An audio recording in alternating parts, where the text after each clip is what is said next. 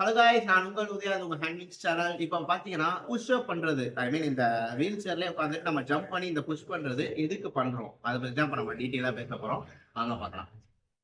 Just நம்ம push பண்ணி இப்படி இவ்வளவு தூரம் ஜம்ப் பண்ணி இப்படி நம்ம உட்காடுறப்ப பார்த்துக்கங்க. இந்த புஷ்அப் எதுக்கு பண்றோம்னு பார்த்தீங்கன்னா, நம்ம ஒரு இடத்துல இருந்து இன்னொரு இடத்துக்கு ஷிஃப்ட் ஆகிறதுக்கு தான் இந்த புஷ்அப் வந்து முக்கியமா நமக்கு யூஸ் ஆகுது. வீல் சேர்ல இருந்து நம்ம பெட்டுக்கு எப்படி ஜம்ப் பண்றோம், எப்படி நம்ம அங்கேருந்து வரோம், அதுக்கெல்லாம் நமக்கு இந்த இது யூஸ் ஆகும்.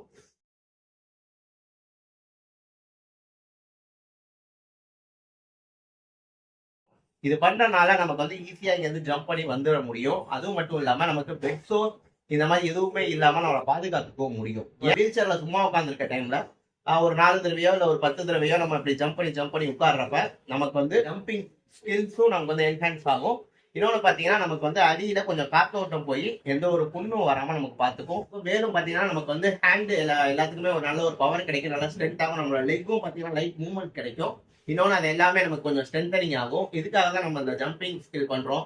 இது வந்து நம்ம எங்கேயும் போய் பண்ண தேவையில்லை, நம்ம வீல் சேர்ல உட்கார்ந்த இடத்துல இருந்து இதை பண்ணலாம். ரொம்ப சிம்பிளான ஒரு எக்ஸசைஸ், அதுவும் இல்லாமல் ரொம்பவே எஃபிஷியன்டான ஒரு எக்ஸசைஸ். இதில் வந்து நமக்கு நிறைய வந்து இம்பார்ட்டண்டான ஒன்று.